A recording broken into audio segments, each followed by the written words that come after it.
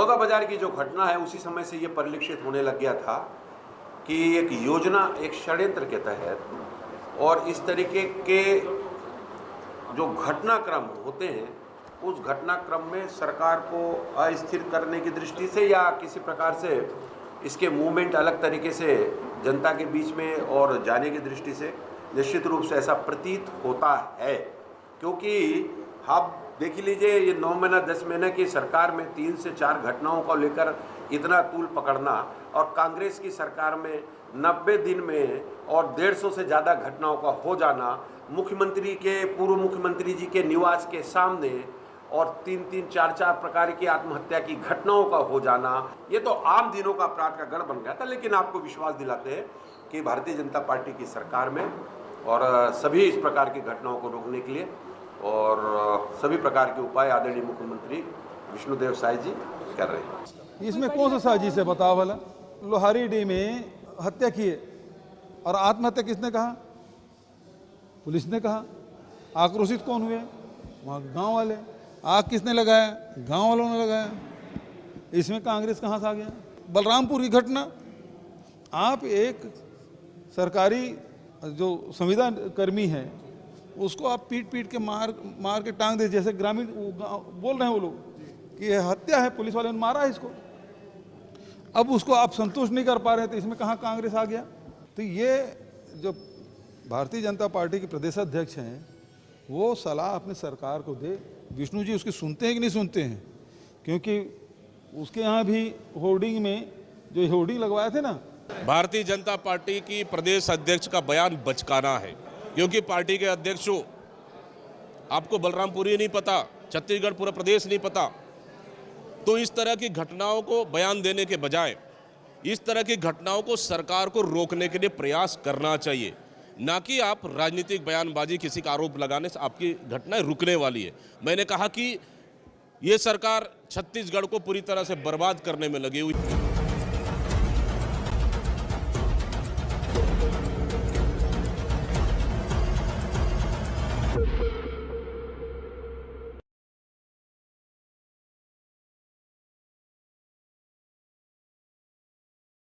नमस्कार, मैं हूं मोहन तिवारी। आज के मुद्दे में आपका स्वागत है। और छत्तीसगढ़ का जो गर्म मुद्दा है वो यही है कि यहां पर अपराध रुक ही नहीं रहा।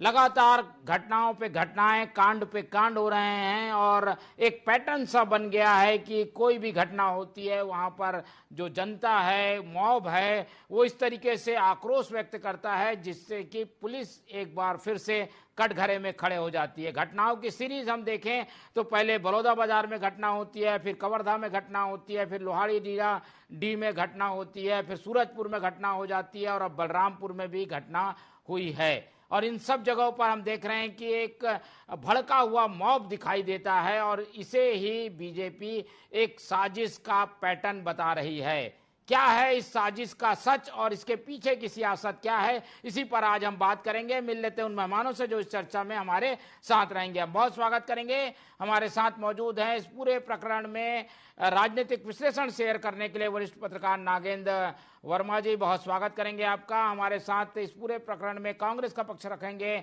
अमित श्रीवास्तव जी, बहुत स्वागत है आपका। और बीजेपी का पक्ष रखने के लिए हमारे साथ जुड़ेंगे रविंद्र सिंह जी, बहुत स्वागत करेंगे उनका भी। तो लगातार मेहमान हमारे साथ जुड़े हुए हैं और जैसा कि हमने बताया कि कुछ ऐसी चीज़ें कड़ी दर कड़ी जुड़ रही हैं जिसकी वजह से बीजेपी को लगता है कि कोई साजिश हो रही है, सरकार को अस्थिर करने की कोशिश हो रही है, इसका राजनीतिक लाभ लेने की कोशिश हो रही है और आरोप कांग्रेस की ओर जाता दिख रहा है। कांग्रेस की ओर चलते हैं। सबसे पहले अमित श्रीवास्तव जी हमारे साथ हैं। अमित जी, ये क्या हो रहा है? छत्तीसगढ़ में घटनाएं हो रही हैं और जो उंगलियां हैं, आरोप है, वो कांग्रेस पे लग रहा है।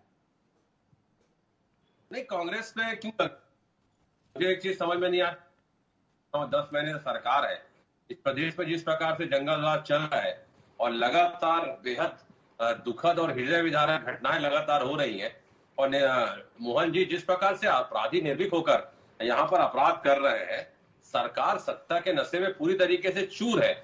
और अब जनता यहाँ पर कह रही है मोहन जी कि सरकार पूरी तरीके से मस्त है, जनता त्रस्त है, सरकार सो रही है और जनता रो रही है और लगातार एक के बाद एक घटनाएं हो रही हैं। जगह आप देखेंगे तो जिस प्रकार से बलौदा बाजार में अगेरी की घटना हुई थी और उसके बाद फिर कवर्धा की घटना, लोहारीडीह की घटना और सूरजपुर की घटना और अब बलरामपुर की घटना, मतलब कहीं ना कहीं आप देखिए कि भाजपा के सत्ता ग्रहण करते ही हमारे छत्तीसगढ़ को कौन सा ग्रहण लग गया, मुझे एक चीज समझ में नहीं आ रही है। और अपराधियों को इतनी आजादी दी ही क्यों जा रही है, मुझे एक चीज समझ में नहीं आ रहा है। और जनता स्वयं छत्तीसगढ़ में देख रही है कि सुरक्षा की क्या स्थिति इस प्रदेश में है और क्या सुरक्षा जो है वो किस गर्द में ये इनकी भाजपा की सरकार उसको ले जा रही है।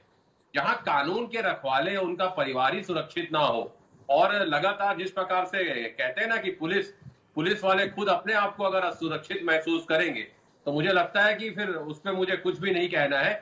ऐसा दहशत का माहौल बना के क्यों रखा जा रहा है कि पुलिस परिवार ही वहां पर कहते हैं ना कि उनको ही दहशत है। तो मुझे लगता है कि इनकी आने के बाद कानून की स्थिति इतनी लचर और इतनी कमजोर क्यों हो गई है। मुझे लगता है तत्काल इनिशिएटिव लेना चाहिए प्रशासन को। जिस प्रकार से इंटेलिजेंस फेलियर इनका है उसको टाइट करना चाहिए, पुलिस मित्र बनाना चाहिए, सीसीटीवी कैमरे लगाना चाहिए, जनता को कॉन्फिडेंस में लेना चाहिए और सारी चीजें जो भी इनिशिएटिव इनको लेना है वो लेना चाहिए मोहन जी, ताकि हमारा जो छत्तीसगढ़ है जिसे कहते हैं छत्तीसगढ़िया सबले बढ़िया, छत्तीसगढ़ एक समरसता का भेद गढ़ है। और लगातार मैंने कहा ना कि जिस प्रकार से छत्तीसगढ़ की कानून व्यवस्था जिस प्रकार से बेलगाम होने का ये जीवंत प्रमाण है। लगातार एक के बाद एक घटना कहीं ना कहीं इनकी प्रशासनिक अक्षमता और इंटेलिजेंस फेलियर कहीं ना कहीं तो मोहन जी है। ठीक है, और ये वाजिब भी है कि जब आरोप कांग्रेस पे लगेंगे तो कांग्रेस अपने स्तर पर उसका जवाब देगी। चलते हैं बीजेपी की ओर रुख करते हैं, रविंद्र सिंह जी से इस पूरे प्रकरण में जो है वो प्रतिक्रिया लेने की कोशिश करेंगे। रविंद्र जी, मेरी आवाज आपको मिल पा रही है क्या? चलिए बीजेपी से प्रतिक्रियाओं का सिलसिला थोड़ी देर बाद शुरू करेंगे। जब तक चलते हैं नागेंद्र वर्मा जी की ओर और उनसे जानते हैं कि आखिर ये जो पैटर्न बताया जा रहा है, जो बातें कही जा रही है, उसके पीछे की वजह क्या है। नागेंद्र जी, ये इसमें कुछ सच्चाई दिखती है क्या? हो सकता है कि अपना फेस बचाने के लिए साजिश वाला पक्ष रखा गया होगा। देखिए, लगातार जिस तरीके की घटनाएं घट रही है परिदृश्य में अगर आप देखें, तीनों चारों घटनाओं की तुलना की जाए तो सबसे बड़ी चीज इसमें नजर आ रही है कि एक अनकंट्रोल्ड भीड़ जो अचानक कहीं भी उकस रही है। ये ऐसा होता नहीं है। ये खास तौर पे छत्तीसगढ़ जो है इसकी अपनी एक पहचान है, शांति का टापू है। बलौदा बाजार की घटना भी आप देखिए तो वहाँ भीड़ खूब एकत्रित हुई, ठीक है, ये प्रदर्शन का एक हिस्सा था, लेकिन उसके बाद जो हिंसा हुई, जिस तरीके से उन्होंने कलेक्ट्रेट में आग लगा दिया, भारी मात्रा में वहाँ पर वाहनों को क्षतिग्रस्त किया, उसी तरीके से आप कवर्धा की घटना भी ले लीजिए, उसमें भी बहुत भीषण एक तरीके से उपद्रव सा लगा। अब बलरामपुर की घटना, ये तो बहुत ही आश्चर्यजनक है कि थाने में एक पूरी की पूरी भीड़ इकट्ठे होकर थाने को घेर लेती है। इस तरीके का छत्तीसगढ़ में कभी होता ही नहीं था। आमतौर पे मनोविज्ञान ये होता है कि किसी चीज़ से अगर लोग नाराज हैं, किसी चीज़ से वो सहमत नहीं हैं, तो उसका एक तरीका होता है, वहाँ पर वो भीड़ इकट्ठी हो जाती है, होल हल्ला होता रहता है। लेकिन जैसा पथराव कर रहे हैं, आग लगा दे रहे हैं, ये एकदम नई चीज़ है। इसके पीछे ऐसा लगता है जैसे कि जब इस तरीके की कोई घटना होती है तो तत्काल बाद छुपे हुए कुछ लोग उसमें शामिल होते हैं और उस भीड़ को अपने कंट्रोल में ले लेते हैं या उसके आड़ में वो अपना कारनामा करने की कोशिश करते हैं। तो ये एक बिल्कुल अलग टेक्निक है और ये लगातार जो बात कही जा रही है पुलिस प्रशासन पे या प्रशासन के अधिकारियों की जिम्मेदारी, तो घटनाक्रम में अगर आप देखेंगे तो हालिया जो बलरामपुर की घटना है, ये तो सीधी सी घटना है कि एक प्यून है, वो उसकी पत्नी जो है वो लंबे समय से लापता है, उसको पूछताछ के लिए बुलाया जाता है। प्रथम दृष्टया पुलिस उस पर ही शक कर रही है, इसलिए उससे जांच करती रहती है और इसी बीच ये घटना घटती है। तो अब इसको अगर देखें तो पुलिस का भी पैटर्न जो है लंबे समय से बदला है। उन्होंने जांच के अपने तरीके को मनोवैज्ञानिक तरीके से कर लिया है। अब मुझे लगता है कि पुलिस बहुत ही ऐसे अपराधी जो होते हैं जो लंबे समय से पुलिस के साथ उनका रिकॉर्ड होता है, उनके साथ ही अगर कभी गाहे बगाहे उनके साथ उन्होंने कुछ मारपीट करी, पर किसी नए व्यक्ति को लेके मुझे नहीं लगता कि पुलिस का रवैया ऐसा रहता है। वो मनोवैज्ञानिक ढंग से पूछताछ जरूर करते हैं। और पुलिस के ऊपर आक्षेप लगाना, पुलिस कोई मंगल ग्रह से नहीं आती, वो भी समाज का ही हिस्सा है। वो भी उसी समाज के बिगड़े हुए लोगों को या लॉ एंड ऑर्डर को ठीक करने का उनको जिम्मा मिला हुआ है, तो वो उसके बीच में ही काम करती है। और जब एक भीड़ इकट्ठा होके पुलिस पे ही हमला कर दे तो वो उसका फिर क्या कहा जा सकता है। और इस तरीके की चीज़ों पे जब लंबे दौर तक तूल दिया जाता है और इस पे राजनीतिक रूप से टिप्पणियां होती है, तो कहीं ना कहीं आप पुलिस का भी मनोबल गिराने का प्रयास करते हैं। जी ठीक है, चलिए, तो ये एक तरीके से कुछ पैटर्न तो बनता हुआ दिख रहा है। कांग्रेस का भी कहना अपनी जगह सही है कि किसी पर ठीकरा नहीं फोड़ना चाहिए, लेकिन ऐसे मामलों की बिना जांच किए कुछ भी कहना जल्दबाजी होगी। चलते हैं राजकुमार राठी जी, प्रवक्ता बीजेपी हमारे साथ जुड़े हुए हैं, उनसे बात करते हैं। राजकुमार जी, ये कहा जा रहा है कि ये लगातार जो घटनाएं हो रही है उसके पीछे एक पैटर्न है और कोई साजिश जैसी भी स्थिति हो सकती है। क्या आपको ऐसा लगता है? क्या ये जो घटनाओं की सीरीज आ रही है इसके पीछे कोई साजिश है? देखिए मोहन जी, जिस प्रकार से घटनाएं हो रही है, बलवा बाजार की घटना आपको याद होगी, जब आगजनी और ये जो तोड़फोड़ की घटना हुई, बलवा हुआ, तो वहीं पर पास में कांग्रेस के विधायक देवेंद्र यादव जी उपस्थित थे और बाद में पुलिस ने उनको रिमांड पर लिया, कोर्ट में पेश किया। अभी भी वो न्यायिक अभिरक्षा में जेल में है। और अभी इसके पहले जो घटना हुई मोहन जी, सूरजपुर में जो घटना हुई, उसमें जो पुलिस वाले की पत्नी और बच्चे की हत्या का जो आरोपी है वो कांग्रेस के पदाधिकारी है। राहुल गांधी जी के जब न्याय यात्रा मिली थी, न्याय यात्रा छत्तीसगढ़ से निकली थी, तो उस न्याय यात्रा का पूरा सौजन्य का काम जो है वो कर। तो जिस प्रकार से बातें सामने आ रही है मोहन जी, अभी जो कल की घटना के बारे में बताना चाहूंगा, बलरामपुर में जो घटना हुई है, जिस मृतक की पत्नी रीना मंडल की गुमशुदा की रिपोर्ट उन्हीं के भाई ने की थी और पुलिस ने पूछताछ क्यों बुलाया था। अब इन्होंने वहां पर जो शौचालय है वहां पर फांसी लगा लिया। लेकिन सरकार मोहन जी तत्काल जो है घटना को संज्ञान में ले रही है। आईजी साहब का बयान भी आया है कि जो राष्ट्रीय मानवाधिकार आयोग है उसके दिशा निर्देश के अनुसार जो है जांच होगी। थानेदार को सस्पेंड कर दिया गया। सरकार बहुत गंभीरता से पूरे मामले को ले रही।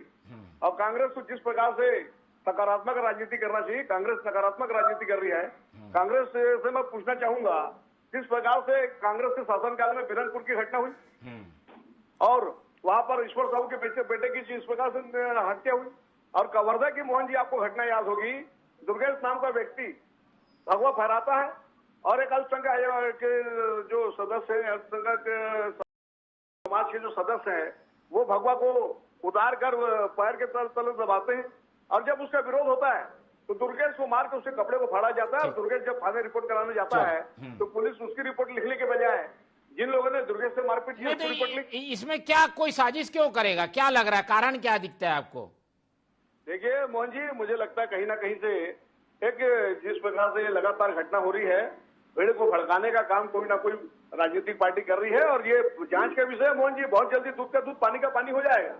मैं पूछना चाहूंगा कांग्रेस के प्रवक्ता से कि जो बलौदा बाजार में घटना हुई, जो आगजनी हुई, जो बलवा हुआ, सरकार में आप लोग हैं, ये तो जांच आप लोगों को करना चाहिए। बिना जांच के कैसे आरोप लगाया जा सकता है किसी पर? देखिए, मैं अभी मोहन जी नाम नहीं ले रहा हूँ, लेकिन देवेंद्र यादव जी के तो खिलाफ मामला दर्ज हुआ है ना। वो तो न्यायिक अभिरक्षा में जेल में है। वो वहां पे उपस्थित है जहाँ घटना हुई है, उसके पास में देवेंद्र यादव जी उपस्थित है। और जो अभी सूरजपुर में घटना हुई है, कांग्रेस के पदाधिकारी उसमें जेल में है उस मामले में। ठीक है, चलिए, कुछ ऐसे सवाल हैं जो कि इशारे कर देते हैं। धुंध से जरूर छाई हुई है लेकिन इशारे में सारी चीजें कही जा रही है। अमित जी, ऐसे में कांग्रेस पर क्यों ना बात उठे जब दो लोग कांग्रेस से जुड़े हुए कुछ जगहों पर शामिल दिखाई देते हैं, और यही वजह है कि इस बात को हवा मिल रही है कि साजिश हो रही है भाजपा के खिलाफ। देखिए, मैं तो राजू भैया की बात से, राजकुमार राठी जी की बात से कहना चाहता हूं कि आपकी डबल इंजन की सरकार है और आप बिना भेदभाव के सारे मुद्दों की जांच करवा लीजिए ना, कहीं कोई दिक्कत नहीं है। लेकिन जांच हुई नहीं रहती और इनके 3 मंत्री प्रेस कॉन्फ्रेंस करके जुडिशियल इंक्वायरी की घोषणा होती है और उसके पहले ही ये मंत्री आके आरोप लगाने लग जाते हैं कि ये दोषी है। मतलब यही वकील बन जाते हैं, यही जज बन जाते हैं, यही जल्लाद बन जाते हैं। और जिस प्रकार से मुद्दाविहीन भाजपा जिस प्रकार से अनगढ़ आरोप लगा रही है मोहन जी, मुझे लगता है नैतिकता को बार बार तार तार किया जा रहा है। निश्चित तौर पे स्थिति बहुत चिंताजनक है। हर दिन इस प्रदेश में रेप हो रहा है, जिस प्रकार से घटनाएं हो रही हैं, जिस प्रकार से लगातार अगर 9 महीनों में देखेंगे तो 3094 से ज्यादा हमारी मातृशक्तियों के ऊपर जिस प्रकार से उनके साथ आपराधिक घटनाएं हुई हैं, 600 से ज्यादा बलात्कार अगर इस प्रदेश में हो रहे हैं, तो निश्चित तौर पे स्थिति बहुत चिंताजनक है। समझना पड़ेगा बीजेपी के लोगों को, सिर्फ झूठे आरोप लगाने से जांच बात नहीं बनेगी। आप तथ्यों के आधार पर जांच करवाइए, कहीं कोई दिक्कत नहीं है। और रही बात, मैं तो कहना चाहता हूं कि मुद्दाविहीन भाजपा की नैतिकता को जिस प्रकार से मैंने कहा ना तार तार कर रही है और विफलता, हताशा, निराशा में पूरी तरीके से गिर चुकी भाजपा, ये आरोप लगा देना कि मुझे लगता है भाजपा के सम्मानित प्रवक्ताओं को क्या एक आध परिसर से लिखा बयान आता है क्या, कुछ भी हो कांग्रेसियों पे आरोप लगा दो। और रही बात, अभी जब फैसला आया नहीं है और आप आके कह देते हैं कि ये आरोपी है वो आरोपी है, मुझे लगता है पूरे एपिसोड को अगर आप देखेंगे, ये चारों घटनाओं को, तो कहीं ना कहीं भाजपा भ्रम और अफवाहों को फैलाने का काम और उसकी राजनीति भाजपा करती है। और अगर जिस प्रकार से हमने कहा ना कानून व्यवस्था इनसे संभल नहीं रही है, मोहन जी क्यों कहते हैं, लगातार इस प्रदेश में ब्लाइंड मर्डर हो रहा है, चाकूबाजी हो रही है, तलवारबाजी हो रही है, फायरिंग हो रही है, चेन स्नैकिंग हो रही है, महिलाएं गुमशुदों की रिपोर्ट हो रही है, उसी प्रकार से जुआ सट्टा नशे का कारोबार जिस प्रकार से फल फूल रहा है, कानून व्यवस्था बिगाड़ने वालों के खिलाफ कड़ी कार्रवाई। आदिवासी महिला के साथ अगर रेप होता है उसकी FIR नहीं लिखी जाती। तो इसलिए तो हम कह रहे हैं ना कि आप किस और छत्तीसगढ़ को ले आना चाहते हैं, ये बड़ा इंपॉर्टेंट मैटर है। और जिस प्रकार राजकुमार जी, ये विपक्ष के सवाल हैं, इससे बचने के लिए आप लोग कोई रास्ता खोज रहे हैं और उसमें साजिश वाला एंगल डाल रहे हैं, कितनी सच्चाई दिखती है? मोहन जी, सबसे पहले श्रीवास्तव जी जो बोल रहे हैं कि आरोपी तो है ही है ना। जब तक मैं अभियुक्त नहीं कहा, देवेंद्र यादव जी को मैंने अभियुक्त नहीं कहा, आरोपी कहा, उनके ऊपर आरोप लगा है। जब आरोप प्रमाणित हो जाएगा, जब अभियुक्त होंगे। दूसरी बात, ये रेप की कर रहे थे, तो मोहन जी बताना चाहूंगा, कांग्रेस के शासन में छत्तीसगढ़ की 6000 महिलाओं के साथ बलात्कार की घटना हुई और उस पर जो उस समय के तत्कालीन मंत्री भूपेश सरकार के, कांग्रेस सरकार के हिस्सेदार इनका शिव डरिया जी का बयान आया था कि छत्तीसगढ़ में बलात्कार की घटना जो है वो छोटी घटना है। जिस कांग्रेस की सरकार का मंत्री बलात्कार की घटना को छोटी घटना बताता है, मैं समझता हूं कांग्रेस का इससे बड़ा दुर्भाग्य नहीं हो सकता। हमारी माताओं बहनों के साथ बलात्कार होता है और कांग्रेस का मंत्री कहता है कि छोटी घटना। ये लोग जांच की बात कर रहे हैं। ये लोग, इन्होंने क्या कोयले घोटाले की जांच कराई, इन्होंने क्या सीमेंट घोटाले की जांच कराई? और तो और मोहन जी, PSC में हमारे लाखों नहींनालों का, हमारे बच्चों का भविष्य को खराब करने का काम कांग्रेस की भूपेश सरकार ने किया है। अधिकारियों को और जो नेताओं के बच्चों का चयन किस आधार पे हुआ, किस प्रकार से 75 लाख में इन्होंने बच्चों के भविष्य को खराब करने का काम किया। कोयला घोटाले में अभी भी सोवियत चौरसिया जेल में है। चलिए ठीक है, ये दूसरों के अपराध गिनाकर सरकार अपनी जिम्मेदारी से बच नहीं सकती, लेकिन वर्मा जी से समझते हैं। वर्मा जी, बीजेपी इस समय इन सब मामलों में घिरी हुई है और उसके पास एक सॉफ्ट जो रास्ता दिखाई देता वो ये कि दूसरे को आरोपी बता दिया जाए तो शायद बच जाए। पर ऐसे जगह पर सरकार को कोई मजबूती से काम करने की जरूरत महसूस करते हैं क्या आप?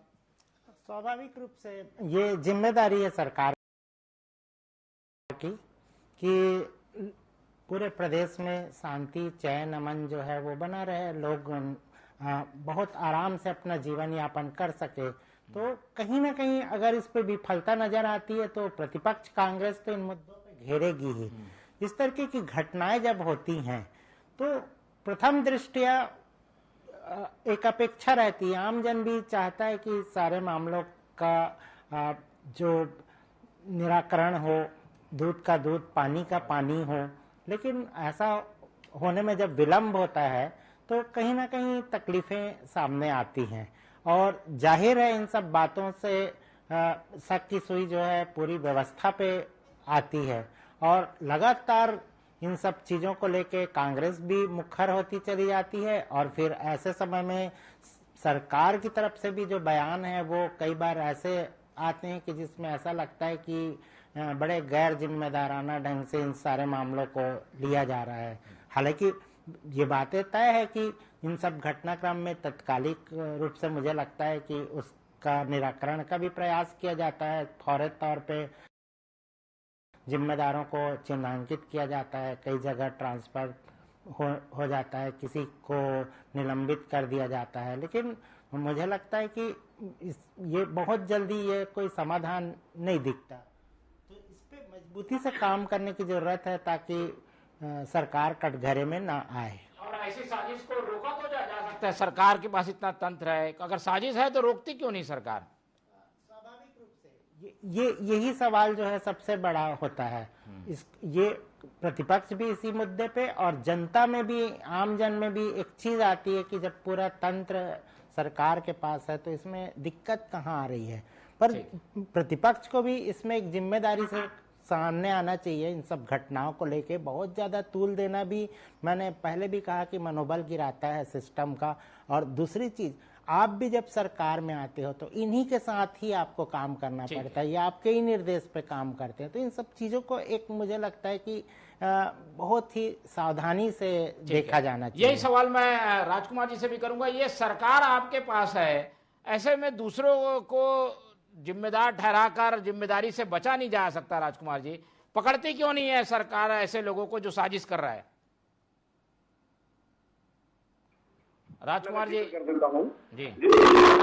मैं पहले बलरामपुर की घटना का जिक्र कर देता हूँ जो कल घटना हुई है जी। इसमें जो मृतक की जो पत्नी है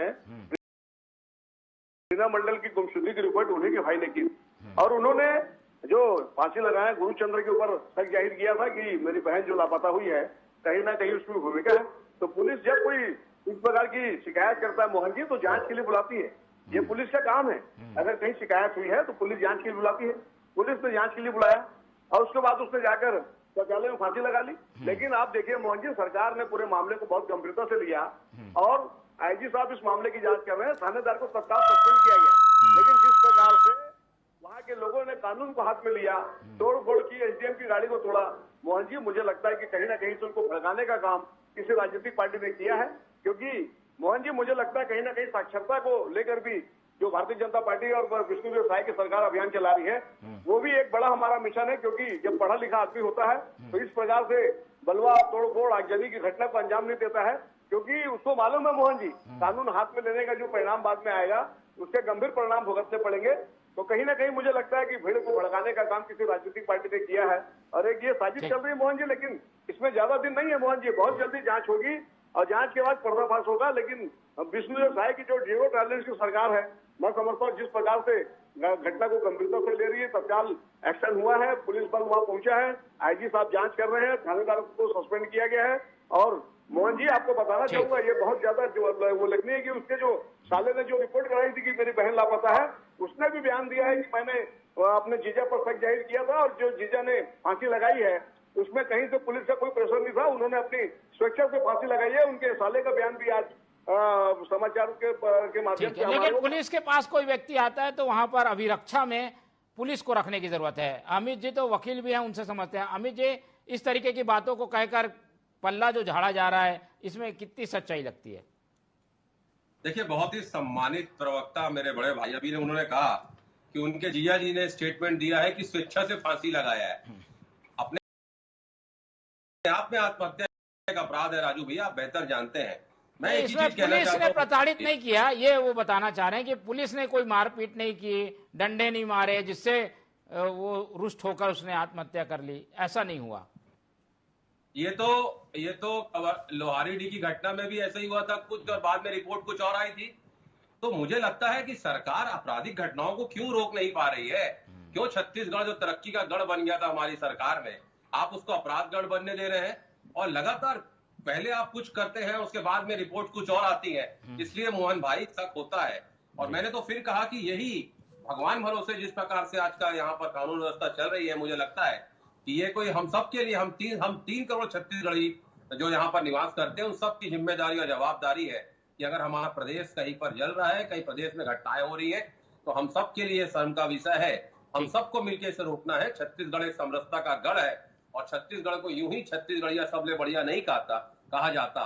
उस पर जवाबदारी और जिम्मेदारी राजू भैया की भी है, आपकी भी है, नागेंद्र भैया की भी है और मेरी भी है, सारे लोगों की जवाबदारी है। तो मैं एक ही चीज कहना चाहता हूँ, अगर इस प्रदेश में दो छात्र संगठन के बच्चों में झगड़ा हो जाए या बातें हो जाए तो एक पक्ष का आवेदन देता है तो तुरंत एफआईआर हो जाती है। और एनएसयूआई के बच्चों के लिए प्रदेश अध्यक्ष को 5 घंटा थाने में बैठना पड़ता है। मतलब अगर आप भेदभावपूर्ण कार्रवाई करेंगे ठीक लगता है कि कहीं ना कहीं तो फिर बात जब दोनों पक्षों को सुनने के बाद क्या लगता है, इसमें सियासत है या साजिश है? नागेंद्र जी देखिए, सीधे सीधे इस तरीके की बातें तो नहीं आ सकती कि सियासत है, लेकिन प्रतिपक्ष जो है वो तो स्वाभाविक रूप से सरकार को उसकी नाकामियों के लिए या लचर व्यवस्था के लिए घेरेगी, या उसकी जिम्मेदारी है। जनता ने उसको दिया है अवसर और वो प्रतिपक्ष की भूमिका में है। सरकार की भी जिम्मेदारी है कि वो लॉ एंड ऑर्डर को सही करे और प्रदेश में शांति व्यवस्था कायम रखे ताकि आमजन खुशहाली से जिए। लेकिन इस पूरे प्रकरण में कोई भी राजनीतिक कारण से ये बलवे होते हैं ये नहीं कह सकते, लेकिन जो पैटर्न है समाज में, ये जो बदलाव आ रहा है, खासतौर पे आप देखिए सूरजपुर की घटना ले लीजिए, बलरामपुर की घटना ले लीजिए, इन सब घटनाओं में दक्षिण भारतीय फिल्म में जिस तरीके से पुलिस वाले को हमला कर देते हैं गुंडे, इस तरीके की हरकतें जो है वो कहाँ से लोग सीख रहे हैं, कौन इनका हिम्मत बढ़ा रहा है, ये बड़ी चिंता का विषय है। ठीक है, और ऐसी चिंता को जल्द दूर करना चाहिए और ये हमारा काम नहीं, सरकार का भी काम है। इसलिए सरकार को सारे तथ्यों को सामने लाकर जनता को सच्चाई बताना चाहिए। फिलहाल सच क्या है, साजिश क्या है और सियासत क्या है, इस पूरी चर्चा में हमने जानने की कोशिश की है। फिलहाल ये सारी चीजें और तथ्य सामने आएंगे तो आपके सामने आएंगे तो फिर चर्चा करेंगे। फिलहाल इस चर्चा को यहीं खत्म करते हैं। हमारे साथ अमित श्रीवास्तव जी जुड़े, उनका बहुत धन्यवाद। हमारे साथ नागेंद्र वर्मा जी थे, उनका बहुत धन्यवाद। और राजकुमार राठी जी ने अपना समय दिया, उनका भी बहुत बहुत धन्यवाद। तो तीनों मेहमानों का धन्यवाद करते हुए आज की चर्चा ही खत्म करते हैं और आप लोग से रखते हैं उम्मीद कि आप लोग देखते रहेंगे टीवी 24। रखिए अपना बहुत ख्याल। नमस्कार।